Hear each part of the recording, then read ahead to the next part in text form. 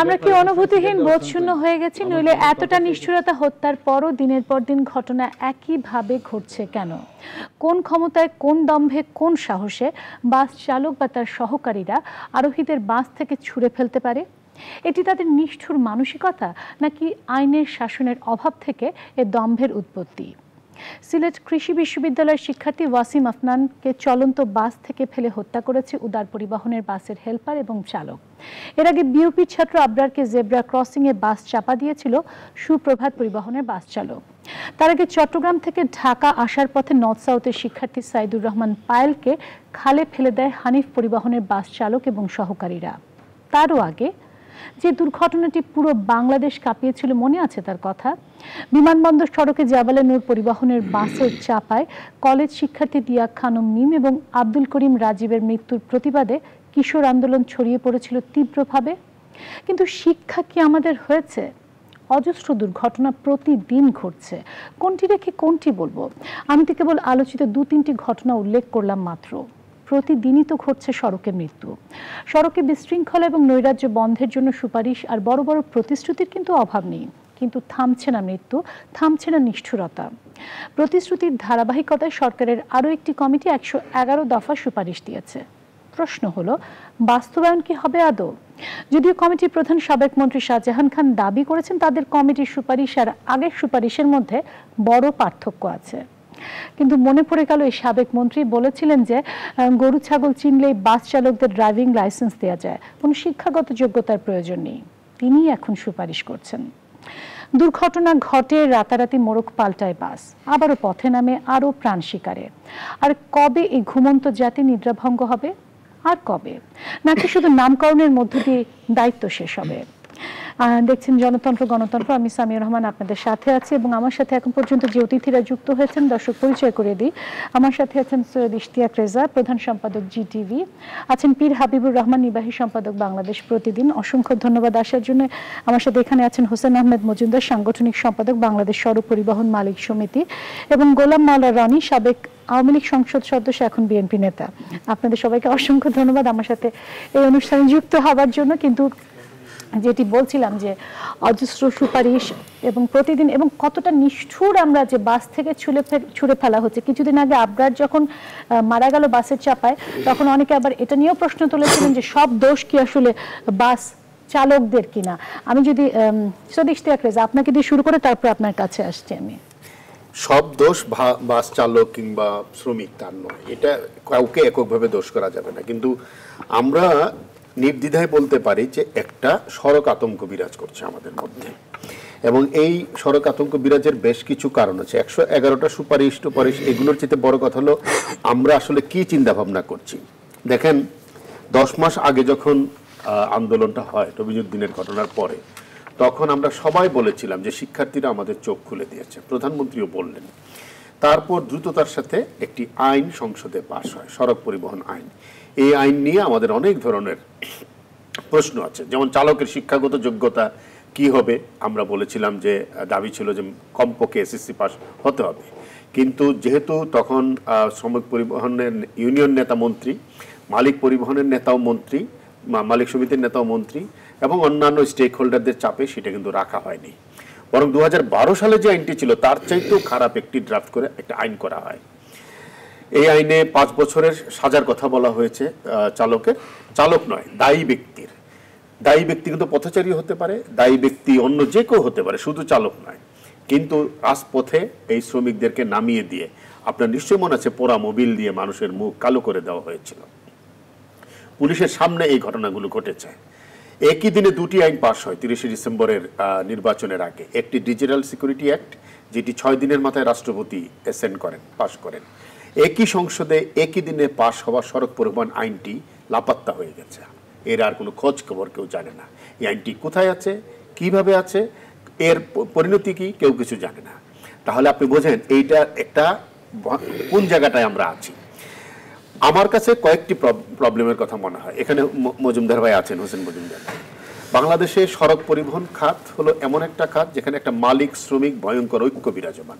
এই একটা খাতে দেখবেন তারা যে কোনো কর্মসূচি নিচ্ছে একসাথে, যদিও দুর্ঘটনা ঘটার পরে অনেকগুলো কথা বলা হয়।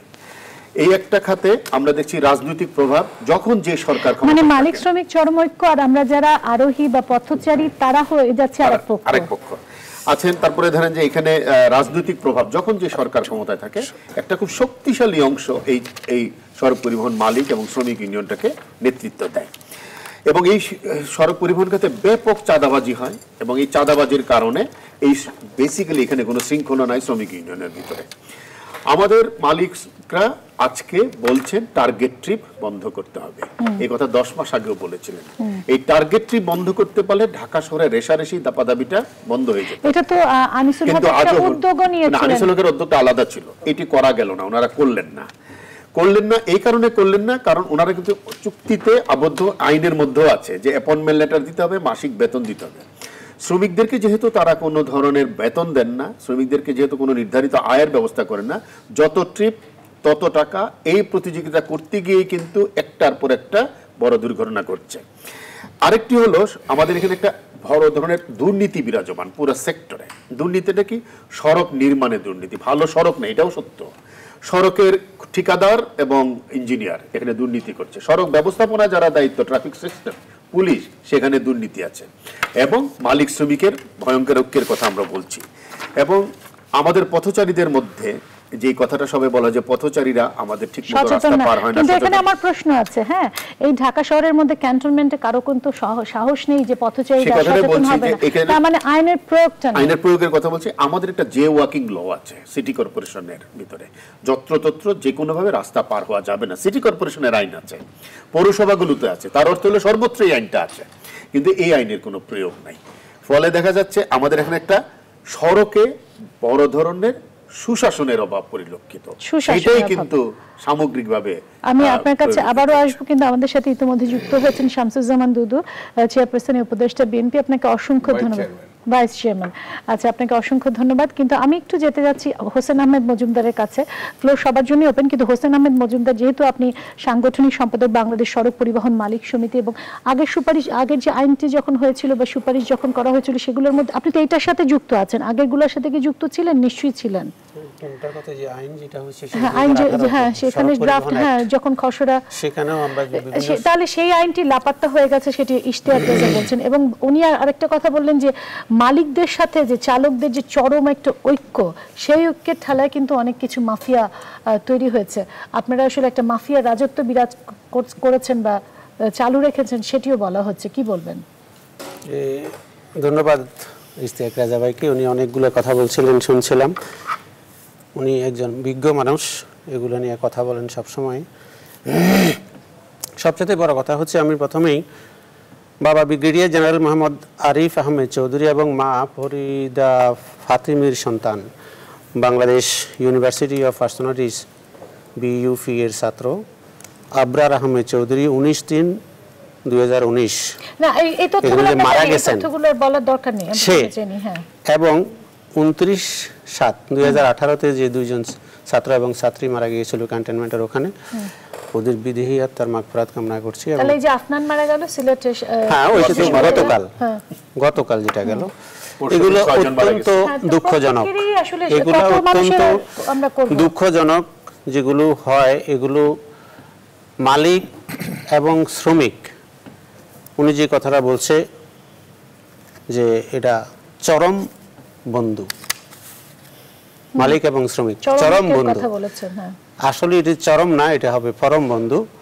এই সেক্টরের উন্নতির জন্য, এটা ভালো বলছেন, এই সেক্টরের উন্নতির জন্য মালিক এবং শ্রমিকদের ভিতরে যদি মিল না থাকে তাহলে এই সেক্টরটা ডেভেলপ করতে পারে না। অবশ্যই বন্ধু হওয়া প্রয়োজন, কিন্তু সেই বন্ধুত্ব যদি বাকিদেরকে জিম্মি করে ফেলে সেই ক্ষেত্রে প্রশ্ন আসে। এটি কখনোই হয়নি। 2018 সালে যে সড়ক পরিবহন আইন যেটা পাস হয়েছে, আইন পাস হইলে সেটা কার্যকর করার পথে যে অ্যাক্সিডেন্ট করলে সেটা তদন্ত হবে, তদন্তের পরে সেটা কাজ প্রশাসন দেখবে কার দোষ কি। যদি কেউ দোষী সাব্যস্ত হয়, কোনো চালক বা মালিক হোক, যেই হোক, যে ইচ্ছাকৃতভাবে দুর্ঘটনা ঘটিয়েছেন, তাহলে তার যদি পানিশমেন্ট হয়, এই জন্য কোনো আন্দোলন যদি হয়, তখন আপনারা প্রশ্ন রাখবেন যে এই জন্য আন্দোলন হলো কেন। কিন্তু যে কোনো একটা অ্যাক্সিডেন্ট হওয়ার পরেই যদি বলা হয় হয়তো ড্রাইভারের দোষ অথবা মালিকের দোষ, এটা কিন্তু গড়পড়তা বলাটা আসলে ঠিক না। গড়পড়তা কি তদন্তের আমরা পূর্বে মিডিয়া বলছি? গড়পড়তা কি আমরা আমরা কেউ মিডিয়া বলি নাই। বলছি? না, বলছি না এমন কিন্তু। যে এখন যে সিচুয়েশনটা হচ্ছে, যখন বাস থেকে ফেলে এটি- ধাক্কা দেওয়া হয় তখন তো আমরা নিশ্চয়ই বলবো। হ্যাঁ অবশ্যই, সেখানে আমিও বলি অবশ্যই তার যে একদম সর্বোচ্চ শাস্তি যেটা সেটা নিশ্চিত করা হোক। কারণ অমানবিক একটা বিষয়, একটা ছাত্রকে বা যে ছাত্র না হোক, একটা সাধারণ মানুষ হোক, যাত্রীকে সে ধাক্কা দিয়ে ফেলে দিবে এবং তার কোনো বিচার হবে না, এটা হতে পারে না। আমরাও চাই সেটা, কিন্তু আমার প্রশ্ন সেই জায়গায় না। আমার প্রশ্ন হচ্ছে এই সেক্টরটাকে সুন্দর এবং সুস্থভাবে পরিচালনা করার জন্য এই যে বিজ্ঞ লোক যারা আছেন বাংলাদেশের, এই একটা সৌভাগ্য আমাদের পরিবহন সেক্টরের, সব বিজ্ঞ মানুষগুলা, জ্ঞানী মানুষগুলা এই সেক্টরের জন্য সবসময় কথা বলেন। আমাদের সাথে ভালো একজন লাগে দর্শক আমাদের। যুক্ত হয়েছে, আমি একটু দর্শকের ফোনটা নিয়ে নিচ্ছি, তারপর বাকি অতিথিদের কাছে যাব। দর্শক, আপনি নাম বলে প্রশ্ন করুন। দর্শক, লাইনটি কেটে গেছে, আমি আসবো আপনার কাছে।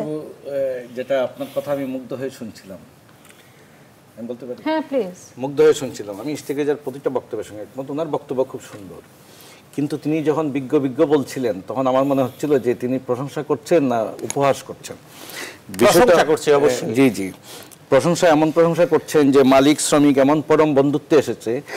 বাস শুধু ছাত্রদের ফেলে দিয়ে মারছে না, পিষে মারছে না, বাসে আমাদের মেয়েরা দর্শিতা হচ্ছে। বাস একটা অনিরাপদ জায়গা, সড়ক একটা অনিরাপদ জায়গা, এবং আমাদের নগর জীবন একটা বসবাস অনুপযোগী নগর আমরা পেয়েছি। এখানে কোনো নগর সেবা বলতে নেই, মশার উপদ্রব থেকে তুমুল যানজট একটা মৃত নগরী। আচ্ছা, পীর হাবিব মানে যে 5 বছর পর্যন্ত সর্বোচ্চ শাস্তি, এটাকে আপনি মনে করেন মানে যথোপযুক্ত শাস্তি? ছাত্র সমাজ মৃত্যুদণ্ড চেয়েছিল, আমি ওই কথা যাচ্ছি। আদালত তো 7 বছর বলেছিল, আমি বলছি উচ্চ আদালতের নির্দেশনা ছিল 7 বছর, সেটা করা হয়েছে 5 বছর। আমি বলছি যেটি আইন হয়েছিল সেইটা কতটা মনিটর হয়েছে, কার্যকর হয়েছে, এবং যেটা আওয়ামী লীগ নেতা, আইন লাপাত্তা। আমি বলছি শেষ করি, আজকে সিলেটে তারা ছাত্ররা আজকে উত্তাল করেছে রাজপথ সিলেটে, যে ওয়াসিম আব্বাস ছেলেটাকে যেভাবে মেরেছে,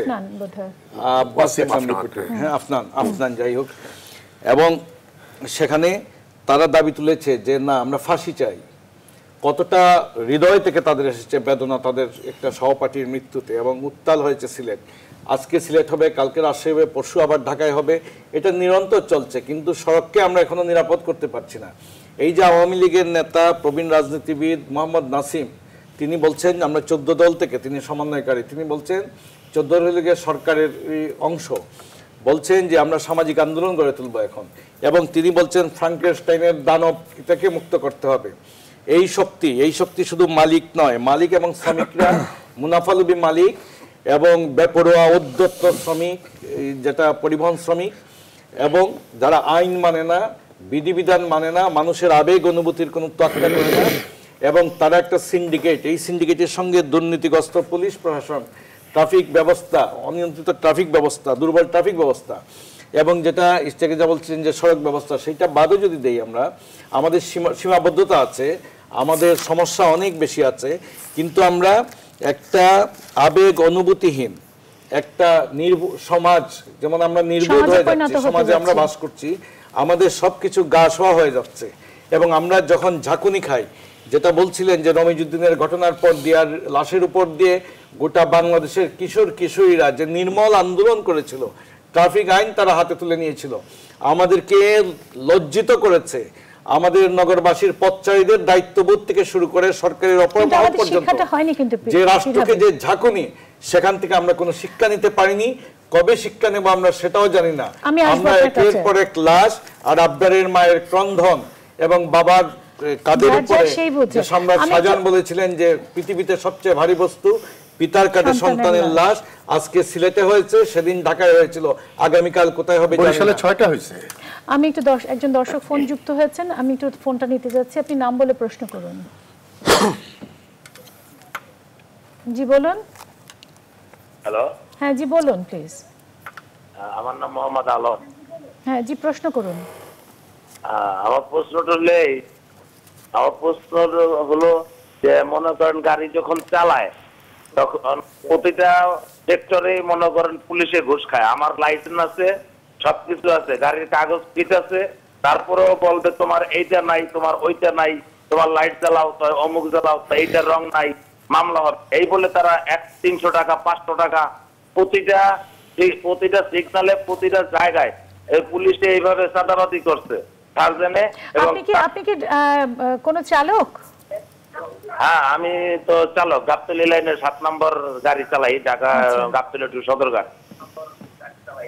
ধরেন সদরঘাট গেলেই গাড়িটা ওখানে ট্রাফিককে দিতে হবে 500 টাকা, পুলিশকে দিতে হবে 500 টাকা, থানায় দিতে হবে 500 টাকা, গাবতলী থেকে ছাড়ার সাথে সাথে মনে করেন ওখানে দিতে হয়। কিন্তু ভাই আমি একটা 500 টাকা। প্রশ্ন করতে যাচ্ছি, আপনি পুলিশের দুর্নীতির কথা বলেছেন, আমাদের অতিথিরাও বলছেন এখানে দুর্নীতি প্রবলভাবে বিরাজমান, কিন্তু দুর্ঘটনা ঘটার সাথে চাঁদাবাজির তো সম্পর্ক নাই, দুর্ঘটনাটা কেন ঘটছে? আচ্ছা, কি দুর্ঘটনার সাথে আমি বলবো সম্পৃক্ত। মনে করেন আমরা ড্রাইভাররাও অনেকে সচেতন অবস্থায় চালায় না, আবার যারা রাস্তা পারাপার হয় তারাও সচেতন ভাবে পার হয় না, কানের ভিতরে হেডফোন দিয়ে থাকে, মোবাইল করতে করতে রাস্তা পার হয়। ধরেন আর একজনের সাথে কথা বলতেছে, সে অন্য মানুষকে থাকে, কিন্তু গাড়ি কোথা থেকে আসলো, ডান থেকে আসলো না বাম থেকে আসলো না পিছন থেকে আসলো না সোজা সামনে থেকে আসলো, সেই খেয়ালটা তার থাকে না। আবার অর্ধেক রাস্তায় যাইয়া আবার ব্যাগে দৌড় দেয়, তখন কিন্তু একটা ড্রাইভারের ব্যালেন্স থাকে না। আপনাকে আমি একটা প্রশ্ন করি, আমাদের একজন মন্ত্রী একবার বলেছিলেন যে গরু ছাগল চিনলে আসলে লাইসেন্স পাওয়া যায়। আপনার কি মনে হয় যে মানে বাস, গাড়ি, ট্রাক এগুলো চালানোর জন্য আসলে শিক্ষাগত যোগ্যতার আপনার কি মনে হয় প্রয়োজন আছে কি নেই? শিক্ষাগত যোগ্যতা প্রশ্ন অবশ্যই আছে। আমি মনে করব এই যে লাইসেন্স গুলো ট্রাফিকে লাইসেন্স গুলো যে বিআরটি অফিসে দেয়, বুঝছেন, এগুলো বিআরটি এর ওরাও চাঁদাবাজি করে। লাইসেন্স করতে মনে করেন সরকারের নির্ধারিত ফি আছে, ধরেন 2800 টাকা বা 3000 টাকা, ওরা কি করে দালালের মারফতে নিয়ে 6000, 8000, 10000 টাকা নিয়ে এদেরকে লাইসেন্স দেয়। তার শিক্ষাগত যোগ্যতাও নাই, তার গাড়ি চালানোর যোগ্যতাও। এখানে দুর্নীতি, চাঁদাবাজি, মুনাফায় তিনটা মিলে যে আইন লঙ্ঘন হচ্ছে, আইন লঙ্ঘন কারণে সরকার সড়ক দুর্ঘটনা হচ্ছে। শামসুজ্জামান দুদু কি বলবেন? এটা খুব মর্মান্তিক। আসলে 47 বছর আমরা স্বাধীন হয়েছে, ক্রমান্বয়ে একটু মানে যেখানে অনিয়মগুলো একটু একটু আস্তে আস্তে আস্তে সেই অনিয়মের বাইরে যাব, কিন্তু এখন যে পর্যায়ে গেছে এটা মহামারী আকারে দেখা দিয়েছে সর্বক্ষেত্রে, শুধু রাস্তাঘাটে পরিবহনে এমন না, আপনার প্রধানমন্ত্রী থেকে শুরু করে ওই একেবারে হেল্পার পর্যন্ত আইন না মানা এবং জবাবদিহিতার অনুপস্থিতি। ওই চালকটা হয়তো মনে করছে এটা মেরে ফেললে কোনো অসুবিধা নেই, কিছু টাকা পয়সা দিব, আর গাড়ি যেহেতু হয় পুলিশ কর্মকর্তা বা রাজনৈতিক নেতাদের বা কোনো প্রভাবশালী ব্যক্তির বা সিন্ডিকেটের, তারা এটা দেখবে। এই যে আইনটা, জবাবদিহিতা, এটা কোনোটাই নাই, কোনো জায়গায় নাই। একটা ড্রাইভার নিয়ে এইভাবে কথা বলাটা আমার মনে উচিত না। আমি আপনাকে একটু বলি যে আমি শেষ করি, আপনার কথার সময় বলি নাই, আপনার কথার সময় বলি নাই। আরে দূর ভাই, আপনি আমার কথাটা শোনেন না। প্রধানমন্ত্রীর ব্যাপারে আমি কথা বলছি, রাজনৈতিক দলের নেতাদের ব্যাপারে কথা বলছি, আমি ওইটা বলছি না, কিন্তু আপনি শুনেন না, কথা বলা ঠিক না। কথা আপনি শুনেন, আপনি কিসের জন্য ঠিক না? লাশের উপর মানুষ কথা বলবে না, লাশের পরে রাশ, রক্তের গঙ্গা বয়ে গেছে। আপনার যদি দায়িত্ব নিতেন, নিজে ধরে যেতে একটা পুলিশকে দিতেন, আর পুলিশ যদি একটা বিচারের ব্যবস্থা করতো, কখনো হতো না। শ্রমিক আন্দোলন, শ্রমিক রাজনীতি এটা তো না যে একটা মানুষ বেরোবে রাস্তা পার হতে গিয়ে অনিশ্চিত একটা ইউনিভার্সিটির ছেলে, মানে কি সুন্দর সুন্দর চেয়ার, আমি এটা দেখলাম, ধাক্কাতে ফেলে দিয়ে আমার তাকে হত্যা করতে হবে। আমি যেমন প্রধানমন্ত্রীর আইন না মানার কথা বলছিস, তখন কোনো অসুবিধা নাই। যে আমি একটা শ্রমিক নেতার বা হেল্পারের কথা বলছি, তখন অসুবিধা। এই জায়গাটাই সমস্যা, অপ্রতিরোধ্যভাবে তারা এটা দখল করে নিয়েছে। আপনি বিশেষ করে শুক্রবারগুলোতে দেখবেন রাস্তাঘাটে যদি বেরোনো যায়, তাহলে একটার পর একটা বাস দাঁড়ায় আছে, পিছনে কার আছে এটা তাদের লক্ষ্য না। আরেকটা বাস আসছে, মাঝখানের ভিতরে একজন মানুষ ঢুকে পড়েছে, সে থেতলা হয়ে মরে যেতে পারে, এদিকে তার নজর নেই, বাঁকা করে দিচ্ছে। দেখবে কি? আমি কাউকে দোষারোপ করছি না, এই না দেখার প্রবণতার শাস্তি, অর্থাৎ জবাবদিহিতার কিছু নেই। সেই শাস্তিটা 5 বছর কি মনে করেন আসলে যথোপযুক্ত? এটা 5 বছর 10 বছর না, প্রতি মাসে, প্রতি 2 মাসে, প্রতি 6 মাসে যদি শ্রমিক ইউনিয়ন নির্ধারণ করতে, তাদের একটা পরীক্ষার মুখোমুখি হতে হবে। অর্থাৎ যে চালক, যে হেল্পার, আমাদের সাথে যে বাস চালক, উনি বললেন যে টাকা দিলেই লাইসেন্স পাওয়া যায়। আমি সেই কথাটা সেই জায়গাটায় আসছি, গাড়ি চালানো জানি না, কিন্তু লাইসেন্স এইটা এই পুরো ব্যাপারটা, অর্থাৎ প্রশাসনিক বলেন, শ্রমিক ইউনিয়ন বলেন, রাজনৈতিক নেতৃত্ব বলেন, পুলিশ বলেন, এটা আপনাকে পূর্ণভাবে আপনাকে দেখতে হবে। গোলাম মাওলা রানী, এই যে দম্ভের উৎসটা কোথায়? এবং আমি যেটা বলছিলাম যে যেটি 5 বছরের সর্বোচ্চ শাস্তি কি যথেষ্ট মনে করেন কিনা, এবং আপনি বলছিলেন চাঁদাবাজির সাথে আসলে দুর্ঘটনার সম্পর্ক আছে, কিভাবে? প্রথমত এখানে টোটাল সিস্টেমটা আপনাকে বুঝতে হবে। এখানে 5 বছরের জায়গায় যদি 25 বছর করা হয়, যাবজ্জীবন দেওয়া হয়, ফাঁসি দেওয়া হয়, তাহলে আপাতত সমস্যার সমাধান হবে না। এর কারণটা হলো যে আধুনিক ট্রান্সপোর্ট ব্যবস্থায়, আমি যেহেতু যোগাযোগ মন্ত্রণালয়ের সংসদীয় কমিটিতে ছিলাম, এই বিষয়ে যতটুকু অভিজ্ঞতা আমি দেশে বিদেশে দেখেছি, তাতে দেখা যাচ্ছে যে সড়ক এবং মহাসড়কের যে ধারণা আধুনিক বিশ্বে, এইরকম একটা মহাসড়ক বাংলাদেশে নেই, গড়ে ওঠেনি, 1 ইঞ্চিও নেই। 1 ইঞ্চি নেই। 2 নম্বর হলো গণপরিবহন চালানোর জন্য একটা নগরে, মহানগরে যে ধরনের অবকাঠামোগত উন্নয়ন দরকার, ঢাকা শহরে 1 ইঞ্চি জায়গা নেই। কোনো রাস্তাটাই আসলে গণপরিবহন চলার উপযুক্ত নয়। তো কাজেই আপনাকে যদি এই সড়ক দুর্ঘটনা বন্ধ করতে হয়, তাহলে আগে সড়কটাকে রেডি করতে হবে। তো ঢাকা শহরে সেই সড়কটা রেডি করে নেয়, নাম্বার 1। নাম্বার 2 হলো যে এখানে যে গাড়িগুলো আছে, ট্রান্সপোর্টগুলো আছে, সেই ট্রান্সপোর্টগুলোর যে লাইসেন্সিং অথরিটি, লাইসেন্স দেওয়ার যে প্রক্রিয়া, সেই প্রক্রিয়াটা স্বচ্ছ নয়, জবাবদিহিতামূলক নয় এবং নিয়মতান্ত্রিক নয়। আপনি দেখুন উবারে দুর্ঘটনা ঘটছে না, পাঠাওতে দুর্ঘটনা ঘটছে না। এর কারণ হলো প্রত্যেকটা উবার এবং পাঠাওর যে ড্রাইভার, ওর একটা ক্রেডিট লিমিট আছে, যে ভালো কাজ করলে ড্রাইভারের একটা 5 স্টার ফ্যাসিলিটিস হয়, খারাপ কাজ করলে ও আর গাড়ি চালাতে পারে না। সেটাই তো একটা মানে সবকিছু আমাদের যে ড্রাইভার আছেন, ভাইরা আছেন, তারা যে ভালো কাজ করবেন, ভালোভাবে চালাবেন, ওর ভবিষ্যৎ কি? ওর যদি এটা ভালোভাবে চালাতো, ওর যদি বেতন হয়তো যে 5 স্টার ড্রাইভার, ওর বেতন হবে 2 গুণ 3 গুণ। তো যার জন্য ওর তো নাই। এখন যে ছেলেটা ধরা পড়লো, বললো যে সে ডেইলি তার 2 থেকে 3 বার গাঁজা খেতে হতো, সবসময় সে টাল থাকতো, এই পেপারে আসছে, এই যে লাস্টে যে ছেলেটা করছে। তো এখন একটা লোক গাঁজা খেয়ে, কিন্তু যেমন ধরেন দেশের বাইরে আমি যদি জোরে গাড়ি চালাই তাহলে আমার পয়েন্ট কাটা যাবে, শেষ নতুন আইনে এটা আছে। আপনার যদি ডিজিটাল সেই চিপ না থাকে, ব্যবস্থা না, সেটা না। এরপর থার্ডলি যেটা আমাদের মেনন সাহেব, আমাদের যেটা নাসিম সাহেব যেটা বললেন, পীর হাবিব সাহেব যেটা বললেন, সেটা হলো যে টোটাল সেক্টরটা হলো একটা ফ্রাঙ্কেনস্টাইনের দানবের কবলে পড়েছে। সেই দানবেরা মন্ত্র পড়ে নির্দিষ্ট নিরাপদ দূরত্ব থেকে, ঝাড় দেয়, ফুঁক দেয়, এবং সেই দানবেরা তাদের সেই বোতলজাত ক্ষমতা দিয়ে সমস্ত পরিবহন সেক্টরটাকে নিয়ন্ত্রণ করে।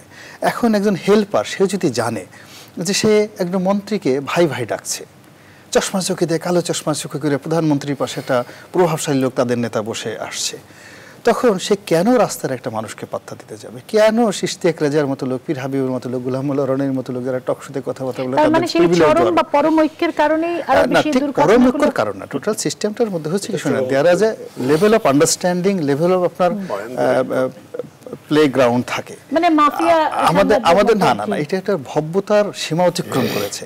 একটা লোক, আপনি মন্ত্রী হবেন, একটা এমপি হবেন, একটা অভিজাত ব্যবসায়ী হবেন, হওয়ার পরে আপনার আবার শ্রমিক পরিবহনের সভাপতি হবে, এটা একটা মানসিক বৈকল্য, এটা কনফ্লিক্ট অফ ইন্টারেস্ট। এটা একটা মানসিক বৈকল্য। আল্লাহ আপনাকে বড় করেছে, আপনি ইউর বস, আপনার লাভজনক মন্ত্রিত্বে তো লাভ নাই, ঠিক আছে, শ্রমিক নেতৃত্বে যত লাভ। আমি বলছি এই যে মন্ত্রিত্বে তো লাভ নাই, পরিবহন মালিক সমিতির নেতা যায়, এখন এই লাভ মুনাফার লাভ, এই লাভ এখন চাঁদাবাজি, এই যে মানসিক বৈকল্যটা, এই বৈকল্যটার কারণে সেটার উত্তর বিচার হওয়া উচিত তাদের। মজুমদার, আপনি বলেন, ফ্লোর কিন্তু আবার সবার জন্য। হ্যাঁ, যেটা বলছিলাম যে পরিবহন শ্রমিক এবং মালিক নেতারা খুব লাভবান হন। মালিক নেতা যদি, আমার সম্মানিত যারা আশেপাশে আছেন তারা যদি মালিক হন, তাহলে এটা বুঝতেন কতটুকুন লাভ নিয়ে মালিকেরা ঘরে ফিরতেছেন বা এখানে কতটুকুন জ্বালা যন্ত্রণা আছে। আমি সবচেয়ে যে জিনিসটা পথে চলছে, আমাকে একটু যদি দেন, আমার একটা কথার জবাব দেন। আপনি বলবেন স্যার, আমরা জাবালে নূর যেদিন আপনার নিষিদ্ধ হলো সেই রক্তের উপরে, সেই দিন রাতেই গণমাধ্যম যখন তার চেহারা দেখালো, রং বদলে যাচ্ছে, অন্য নামে আবার রাস্তায় নেমে যাচ্ছে, এটা কিভাবে? সুপ্রভাতের ক্ষেত্রেও তাই। এটা কিভাবে? এখানেই হলো গিয়ে আপনার ওই যে অর্থনৈতিক লেনদেন, এখানেই আইন লঙ্ঘন, এখানেই সিন্ডিকেটের শক্তি। আমি একটু বলি যে অর্থনৈতিক লেনদেন বা যাই বলেন, সেটা যেটা আপনারা বলছেন, এই গত পরশু যেটা যে ছেলেটাকে মারলো, যেটা এইটার নামে 27টা মামলা ছিল, আপনারা পেপার পত্রিকায় দেখেছেন,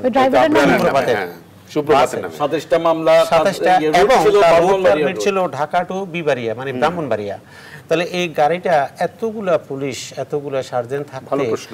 এই গাড়িটা ঢাকায় কিভাবে চলাচল করলো, দেখার দায়িত্ব কার? এখন আপনি যদি বলেন যে মালিক সচেতন হলো না কেন, যদি সব মানুষগুলো এই ফেরেশতার মতো হয়ে যেত তাহলে এই দেশে ল অ্যান্ড এনফোর্সের কোনো দরকার থাকতো না। আমরা ভুল করি দেখাই, অন্যায় করি দেখাই কিন্তু আইন শৃঙ্খলা বাহিনীর প্রয়োজন হয়।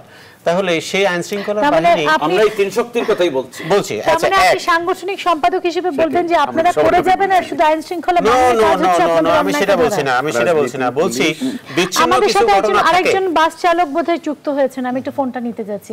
ভাই আপনি নামটি বলে প্রশ্ন করুন। আমার নাম মোহাম্মদ সৈরানা, আমি ভোলা থেকে বলছিলাম।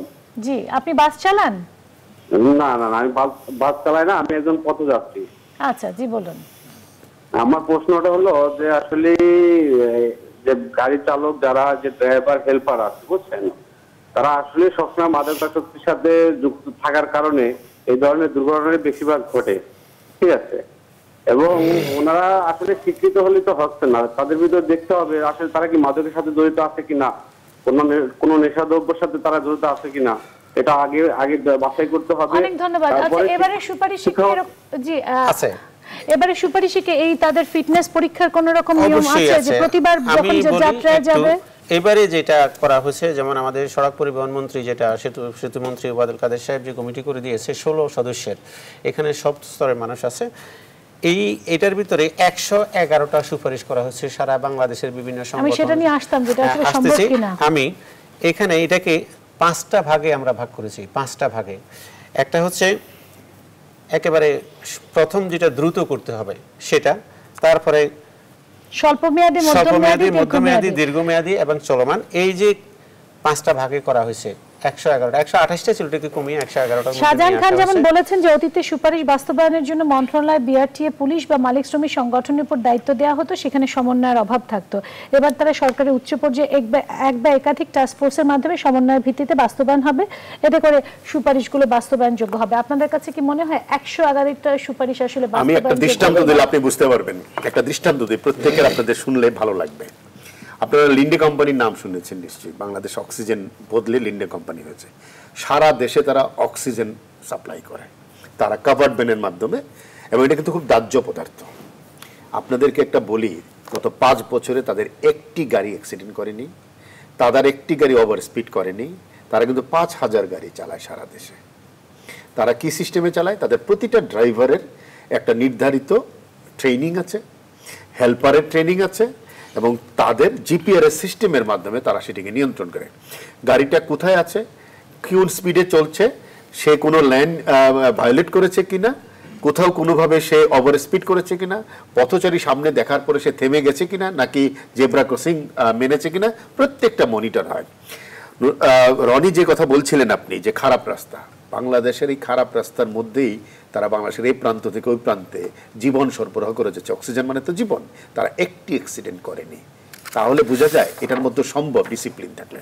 আমরা কিছু বেসিক কাজ করছি না, 111টা 112টা সুপারিশ করছি। প্রথম কথা হলো, আপনি ডিজিটাল বাংলাদেশের কথা বলছেন, তাহলে আপনার ডিজিটাল রাডার সিস্টেম গাড়িতে নাই কেন? প্রত্যেকটা কোম্পানিকে বাধ্য করতে হবে। 150টা কোম্পানি, আমাদের প্রত্যেকের বিদেশে যাওয়ার অভিজ্ঞতা আছে।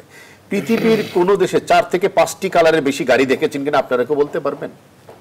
সেখানে কি করে 150টি কোম্পানি একটা নগরীতে গাড়ি চালায়? ওনারা এই কথাটা বলবেন না, কিন্তু এইটাই সাবেক আমাদের প্রয়াত মেয়র আনিসুল হক বলেছিলেন, ফ্র্যাঞ্চাইজের আওতায় আমরা 6টি কোম্পানিতে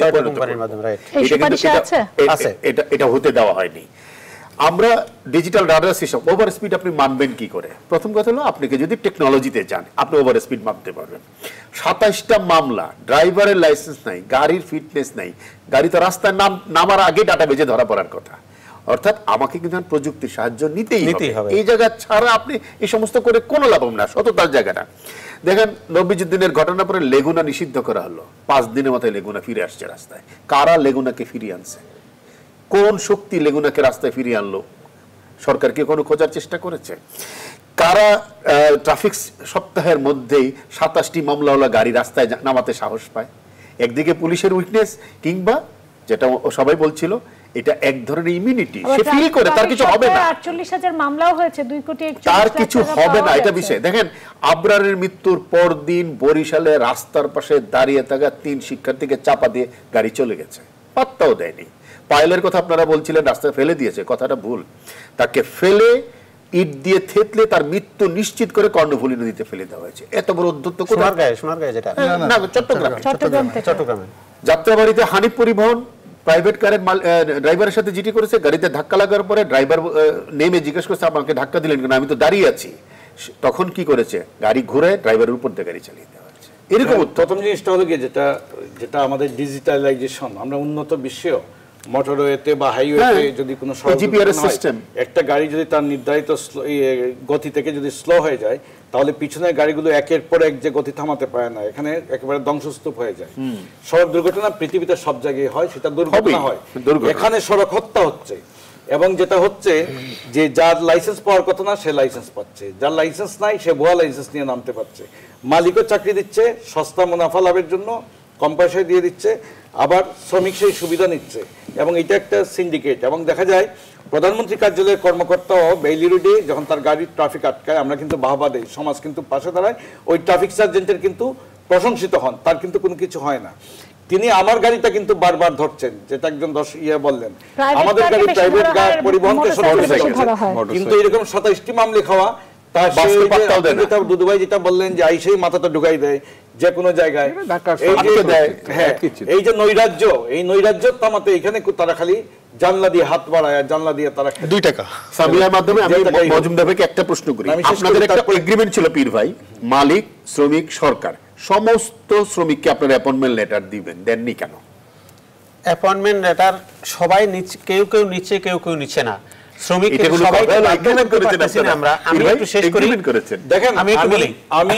আমি মালিককেও ধরি না, শ্রমিককেও ধরি না, আমার জবাবদিহিতার জায়গায় সরকারকেই জবাবদিহিতা করতে হবে। আমার রাষ্ট্রের হয়ে আমার প্রতিনিধিত্ব সরকার করছেন, সরকার আমার সরকার, জনপ্রতিনিধি আমার। সেখানে কেন জনপ্রতিনিধিরা, এমপি মন্ত্রীরা পরিবহন শ্রমিক নেতা হবেন? তিনি তো তার শপথের সঙ্গে এটা থাকতে পারেন। এটা আমি আপত্তি করি। তারপরে শ্রমিক নেতা বা কেউ একটা জায়গা থেকে আমি আপনাকে একটা কথা বলবো, না না না হয়েছেন বলে তো আজকে এই অবস্থা। না না না ওইটা না, ওইটা আবে পীর ভাই আমি দ্বিমত করছি এই জন্য যে বিশ্বের বিভিন্ন জায়গায় বিখ্যাত শ্রমিক নেতারা রাষ্ট্র ক্ষমতায় শুধু না, রাষ্ট্রপতি, প্রধানমন্ত্রী, মন্ত্রী একসাথে দুটো পদ রাখেন। দেখেন সেই জায়গায় যে আমি কথাটা কারো প্রতি রাগ বা বিরাগ, না না না এখানেই তো আপনি আমি কথাটা আমি শেষ করে দিচ্ছি। আপনি যখন আপনার সঙ্গে ডিফারটা হচ্ছে, না না আমার ডিফারটা হচ্ছে যে শ্রমিক নেতা না, উনি ওইটা পদত্যাগ করবেন, ওই যে লাভজনক প্রতিষ্ঠানে চলে গেছে শ্রমিক অঙ্গনে উনি থাকবেন না, তাদেরই মানুষ থাকবেন না। মন্ত্রী পাওয়া থেকে আন্দোলন হয়েছে।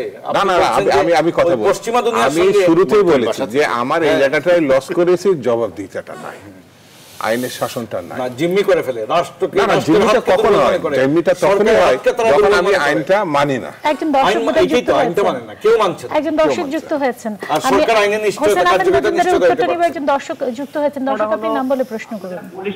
পুলিশের বিষয়টাও আছে। পুলিশের বিষয়টা হচ্ছে যে রাস্তায় ট্রাফিকও আটকাছে, যার জন্য পিছনে যানজট সৃষ্টি হচ্ছে, পিছন থেকে হর্ন দেওয়ার কারণে ওই জায়গায় আবার চলে আসতে হয় তাড়াহুড়া করে, ড্রাইভাররা তখন কিন্তু তাড়াহুড়া করে চলে আসে। দ্বিতীয় হলো আমি ড্রাইভারের দিকে গেলাম, ভাই কেন টাকা দিচ্ছেন?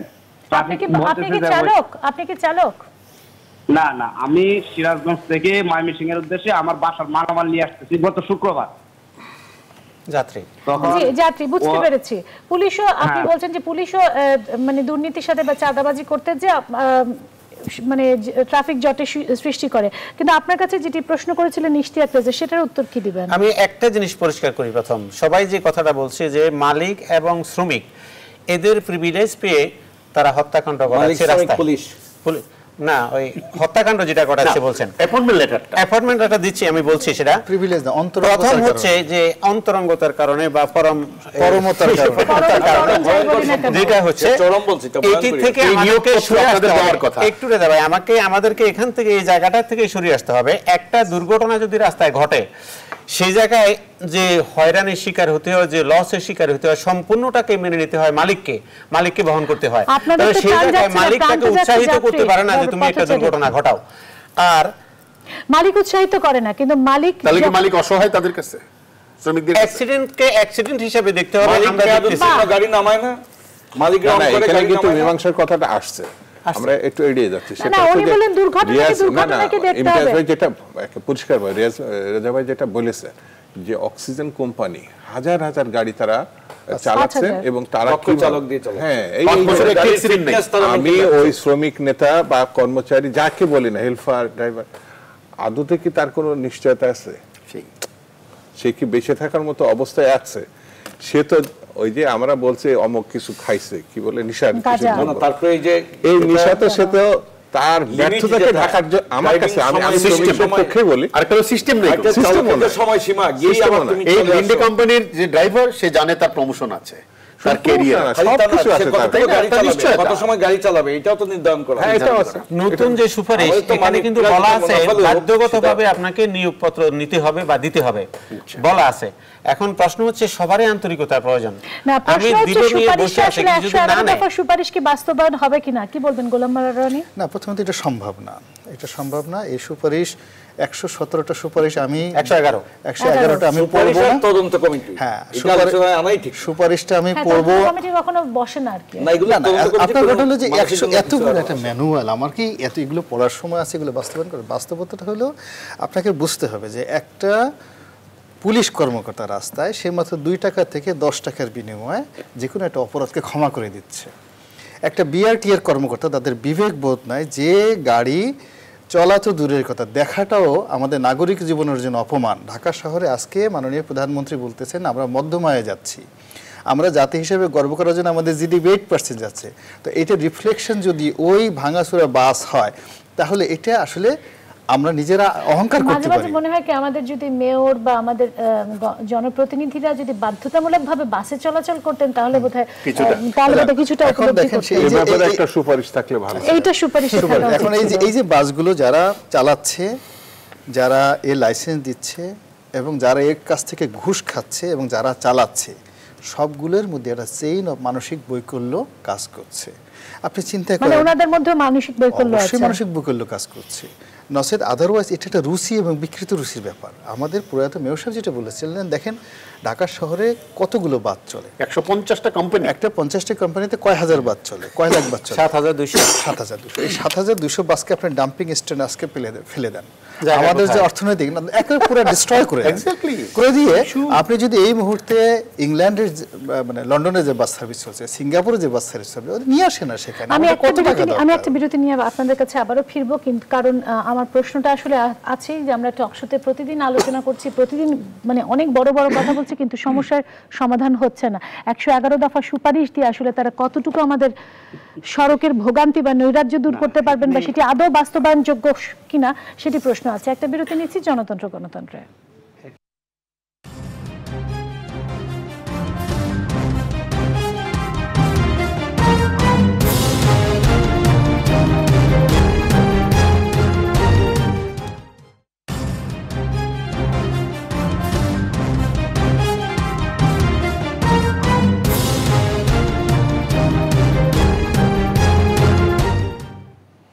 দর্শক দেখছেন জনতন্ত্র গণতন্ত্র অনুষ্ঠানের শেষ পর্যায়ে আছে। অ্যাক্সিডেন্ট রিসার্চ ইনস্টিটিউটের তথ্য মতে 2018 সালে 312টি দুর্ঘটনা ঘটেছিল এবং 4476 জন মারা গেছে। যদিও পুলিশ আর বিআরটিএ বলছে যে 2018 সালে আসলে 2609 জন মারা গেছে, 2609টি দুর্ঘটনা ঘটেছে এবং 2600 মতো মানুষ মারা গেছে। যেটি হোক না কেন এই তথ্যগুলো কিন্তু আসলে আশঙ্কাজনক। কিন্তু এই হত্যাযজ্ঞ আসলে বন্ধ হবে কিভাবে? এই 111 দফা সুপারিশ বাস্তবায়ন কবে হবে এটি নিয়েও আসলে আমাদের সন্দেহ আছে। আমি যদি শামসুজ্জামান দুদু কি বলবেন? আমি যেটা মনে করি বাস্তবায়নযোগ্য কি না, এটা কখনো ভাবেই যোগ্য না। কারণ আমরা শ্রমিকদেরকে বা রাস্তায় যারা গাড়ি চালাচ্ছেন পুলিশ বা অন্যদেরকে আমরা দোষারোপ করছি, সিন্ডিকেট করেছে, মালিক অমুক। আসলে রাজনৈতিক ব্যবস্থাটা তো আপনার এখন আইনের বাইরে চলে গেছে। কিন্তু ইলিয়াস কাঞ্চন কিন্তু বলেছেন যে পরিবহন মালিক শ্রমিকদের নেতৃত্বে যেহেতু এবারে সুপারিশগুলো হয়েছে তাই তারা এবার আর বিরোধ করবে না এবং এবারে এটা বাস্তবায়ন হবে। সুশীল বচন। আপনার এগুলো কিচ্ছু হবে না। সরকারের যে জায়গাটা এখন সরকারের, তাকে যে সমালোচনা আমরা করছি সেই উনি কিভাবে নিচ্ছেন বর্তমান প্রধানমন্ত্রী, মন্ত্রী সকল কিছু যেমন আমার কথাটা শেষ করে দিই। পার্লামেন্ট, রাজনৈতিক ব্যবস্থাটা কি, জবাবদিহিতা আছে কিনা, আইনের শাসন আছে কিনা, আমি শুধু ওই যে হেলপারটা এসে গাঁজা খাচ্ছে এটাকে আমি টেলিভিশনের সামনে এসে খুব বাহবা নেওয়ার চিন্তা করছি। ওই যে মালিকটা, ওই যে ভাঙাচোরা বাসটা, এটা কারা? এরা এই কোনো না কোনোভাবে এই ব্যবস্থার মধ্যে সে একজন প্রতিনিধি। হোসেন আহমেদ মজুমদার। জি, সবচেয়ে বড় কথা হচ্ছে দুর্ঘটনা কারোর জন্য কাম্য হতে পারে না, এটার অবশ্যই আমরা যেন না হয় সেই পথ অবলম্বন করা উচিত। আন্ডারপাস ওভারব্রিজ নামকরণ দিয়ে কি শেষ হয়ে যাবে? না, আন্ডারপাস ওভারব্রিজ আমাদের সবাইকে প্রথম যে জিনিসটা সেটা হচ্ছে জনসচেতনতা আমাদের দরকার। এই জায়গায় শুধু যাত্রী, আচ্ছা, জনসচেতনতা সবাইকে সচেতন হতে হবে। জনসচেতনতা আইন প্রয়োগ করলেই জনগণ সচেতন হবে। আমি হতাশার সুরে কথা বলতে চাই না, সবাই জানেন উনি বলছেন হতাশার সুরে, দুদুভাই সম্মানিত ব্যক্তি, যে এটা ইমপ্লিমেন্ট করা সম্ভব নয়। আমি মনে করি সম্ভব, কারণ যে কোনো দেশেই আইনের প্রতি যাদের শ্রদ্ধা আছে সেই দেশে উন্নতি করতে পারছে এবং সেটা কার্যকর হয়েছে। আমাদের হবে না কেন? আমরাও এটার দিকে যাই। ম্যাক্রো লেভেলে আপনারা 111টা সুপারিশ বানিয়েছেন, কিন্তু আপনাকে তো স্টার্ট করতে হবে মাইক্রো লেভেল থেকে। দেখেন সমাধান কিন্তু একটা দৃষ্টান্ত স্থাপিত হয়েছে এই শহরেই। আনিসুল হক ঢাকা চাকা চালু করেছেন গুলশান এলাকায়, সম্ভব হয়েছে। জোন ওয়াইজ সিস্টেমেটিক ট্রান্সপোর্ট গণপরিবহন ব্যবস্থা, এটার দিকে যেতে হবে। ঢাকা উত্তরে দক্ষিণে কি হয়েছে? দক্ষিণে হয়নি, যে পারে না সে কখনোই পারে না, যার 4 হয় না তার 40 বছরও হয় না। তারপরে রেজা ভাই, আমি একটু বলি, এই সুন্দর শৃঙ্খলাবদ্ধ যদি আপনার এই পরিবহন সেক্টরকে দেখতে চান তাহলে সবকিছুতেই কিন্তু একটা নিয়ম দরকার। আমি শেষ করি একটু, যেমন আমরা তো সমাধানটা চাচ্ছিলাম। হ্যাঁ, সমাধানটা এখন সর্বশেষ আমাদের রেজা ভাই, আমি একটু বাধা দিই, ধানমন্ডি আমি একটু বাধা দিই আপনার। গুলশান আর ক্যান্টনমেন্ট এটা দৃষ্টান্ত হতে পারে না।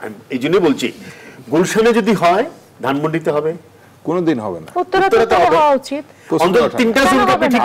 আপনি যে গ্রিন লাইনটা যখন গুলশানের বাইরে আনছেন, ও চেহারাগুলো একটু তাকান, আস্তে আস্তে কোন দিকে মন নিচ্ছে। বনানীতেই তো আপনি এই 47 বছর বলছিলেন, আপনি 47 বছরে মুনায়েম খানের পরিবারের হাতে জনগণের সম্পদ ছিল, কোন সরকারি উদ্ধার করে না। আনিসুল তো সেটাও উদ্ধার করে না। আইনের শাসন প্রতিষ্ঠার আগে মাইক্রো লেভেল সলিউশন, যে ট্রাক স্ট্যান্ড প্রতিটা সরকারে আমাদের এই সিন্ডিকেট এখন চলেন, তাহলে দেখতে পেরেছিল। আনিসুল হক একটা দৃষ্টান্ত হতে পারে, সেটাই তো বলছি, কিন্তু একটা মীমাংসা হতে পারে। জায়গাতে চাইলে পাওয়া যাবে, এটা লিপস্টিক হতে পারে। সদিচ্ছা থাকতে হবে। যে প্রধানমন্ত্রী শেখ হাসিনা তিনি দেশকে অর্থনীতিতে একটা বিস্ময়কর জায়গায় নিয়েছেন, এটা সত্য।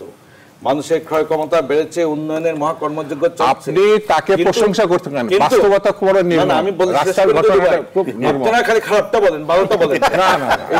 আমি আপনাকে গোড়ায় আপনাকে বলেছি, আপনি আইন আপনার খালি প্রধানমন্ত্রীকে বাদ রেখে মন্ত্রী বাদ রেখে প্রধানমন্ত্রীর প্রশংসা আপনার ভালো লাগলো না। আপনি আগে নেত্রীকে আপনার মুক্ত করেন, প্রধানমন্ত্রী পরে পাইবেন। আমি বিশ্বাস করি যে আপনি ব্যক্তিগত পর্যায়ে নিচ্ছেন। এটা কই ব্যক্তিগত? আপনার ওইটা আগে, আপনি সংবিধান মানবেন না, আর সংবিধানের শাসন আপনার ওই যে হেল্পারের উপর দিবেন, এটা আমরা দেখতেছি। আপনি ওই হেল্পার মানবে, প্রধানমন্ত্রী মানবে না। আমাদের যে প্রয়াত মেয়র আনিসুল হক যেটা করছে, তিনি গুলশানে সন্ত্রাসবাদ জঙ্গি ওখান থেকে রিকশা উচ্ছেদ করছেন। প্রথম রিকশা উচ্ছেদ করে উনার মডেলে কিছু রিকশা তৈরি করে দিয়েছেন। তিনি মাদকের বিরুদ্ধে অ্যাকশনে গেছেন, হ্যাঁ, দুর্নীতির বিরুদ্ধে যুদ্ধ ঘোষণা করেন। এটা একটা কঠিন যুদ্ধ আমি মনে করি। সমাজ যেখানে দুর্নীতির যে জায়গায় গেছে, এত খাই সবাই রাতারাতি বড়লোক হইতে চায়। এখন কয়টা ব্যাংক চুরি হয়েছে? সেটাই তো, ব্যাংকে বিদেশে টাকা পাচার, শেয়ার মার্কেটের অবস্থা কি? এই জন্যই তো বলছি এটা কঠিন। আফজাল 1500 কোটি টাকার মালিক, একটা নিম্ন স্তরের, উপর স্তরে কি জানেন আপনারা? পত্রিকা আপনারা লেখেন, আমরা তো সেগুলো পড়ি। শেষ করতে চাই যে এইখানে জিরো টলারেন্স নীতি নিতে হবে সড়ক নিরাপদ সড়কের জন্য। এইটার জন্য যেটুকু আইন আছে এইটুকু কার্যকর বাস্তবায়ন এবং সবাইকে আইন মানতে হবে, এটা বাধ্যতায় আইনের আওতায়। পীর হাবিবের কথা শুনে আমার একটু উত্তেজনা এসে গেছে, যার জন্য আমাকে একটু সময় বেশি। ফার্স্ট থিং হলো আফজাল 1500 কোটি টাকা চুরি করছে, 1500, কিন্তু 15,000 কোটি টাকা যে চুরি করেছে তারা তো প্রশাসনের কাছাকাছি ঘুরতেছে, তাদের চেহারা রং তামাশা দেখলে আমাদের অপমান লাগে। তাদেরকে রেখে যদি সাস্টেইনেবল ডেভেলপমেন্ট বলে আমরা ভালো লাগে না, নাম্বার 1। নাম্বার 2 হলো, হ্যাঁ প্রসঙ্গে বলছি, এই যে সড়ক দুর্ঘটনা, আমি যে গাঁজাখোর ড্রাইভারটার পিছনে ব্যবস্থা নেব, বা একটা দুর্বল মালিক যে মানে 5 লাখ 6 লাখ টাকা দিয়ে পুরোনো গাড়ি কিনা চালাচ্ছে, মাসে 50,000 টাকা ইনকাম করছে, কিন্তু তার কাছ থেকে মাখনটা নিয়ে যে লোক মানে ভুঁড়ি বাড়াচ্ছে, যে লোক শরীরে সে মেদ বহুল করে ফেলতেছে এবং প্রশাসনের দাপিয়ে বেড়াচ্ছে, হ্যাঁ, সেই সমস্ত লোকের আমি একটা পশম স্পর্শ করতে পারতেছি না। এখানে আমার সাস্টেনেবলই হবে, তাকে কমিটির প্রধান বানানো, তাকে কমিটির প্রধান বানানো হচ্ছে। ফলে হচ্ছে কি, এই যে মেয়র আনিসুল হক সে কথা বললেন, আমি হ্যাপি যে সে ওই কাজটা করেছিল স্বল্প সময়ের জন্য। সে ওই লিপস্টিক সুজিত ডেভেলপমেন্ট সেনগুপ্তের মতো বলতে হয় যে না, লিপস্টিক শুটকির বাজারে শিয়াল চৌকিদার। Right right. তো আমাদের যদি কাজ করতে এখানে হয় আমি তাহলে এর সঙ্গে যোগ করব একটা জিনিস, যেটা হচ্ছে শাহজাহান সাহেবকে এই কমিটির প্রদান করা হয়েছে, আমার কারো নাম নেই তো, যুক্তিসঙ্গত করা হয়েছে এই কারণে একজন বিশেষজ্ঞ ডাক্তার ছাড়া একটা রোগ চিহ্নিত করা সম্ভব হয় না। উনি বিশেষজ্ঞ কেন? উনি পরিবহন নাপিতকে সার্জন বানানো, না না নাপিতকে সার্জন বানানো, এখন আসলে ভয়ঙ্কর সুন্দর বলেছে। এখন আপনি দারুণ বলেছেন। এইটা সমর্থনযোগ্য। দাদা যা বলেছেন না, কথাটা হলো এটা, দাদা যা বলেছেন, আমার মনে হয় যে দুদুভাই একটা কথা বলেছেন, কিন্তু এই যে ঢাকা চাকা সফল হয়েছে কেন জানেন? এখানে রিকশা নিয়ন্ত্রণ করা সম্ভব হয়েছে, Right. বাস স্টপেজ গুলো করা সম্ভব হয়েছে, বে গুলো করা সম্ভব হয়েছে। আপনি ঢাকা শহরে দরকার স্থাপনা ভেঙে বাস বে বানাতে হবে, Yes. রিকশা কমাতে হবে, লেগুনা উঠিয়ে দিতে হবে, মোটরসাইকেল ওই যে লেন করে দিতে ব্যাটারি হবে। গাড়ি তুলে দিতে হবে। তাহলে ঢাকাটা কেউ একটা রাজধানী কিন্তু একটা দেশের পরিচয়। রাজধানীটাকে আগে ঠিক করেন, সারা দেশটা পরে হাত দেন। 1941 সালে ঢাকা টাউনে 38টা রিকশা ছিল, আর 1947 সালে ছিল 148। দেখেন আনিসুল এক বছরে ঢাকা চাকা করলো, দক্ষিণে একটা চাকাও নামলো না। নামলো না। এখন 15টি রিকশা চলবে কোথাতেই। আপনাদের সবাইকে অসংখ্য ধন্যবাদ। আজকের মতো আমরা অনুষ্ঠান শেষ করছি। এটি এত আসলে দুঃখজনক মর্মান্তিক ঘটনাগুলো ঘটছে, হাসির কোনো বিষয় না, কিন্তু আসলে নিজেদের জীবন নিয়ে আমরা নিজেরাই আসলে হাস্যরসে মাতি যে আমাদের জীবন আসলে কোথায় যে পৌঁছেছে। আজকের মতো শেষ করছি। জনতন্ত্র গণতন্ত্র, সবাইকে অসংখ্য ধন্যবাদ।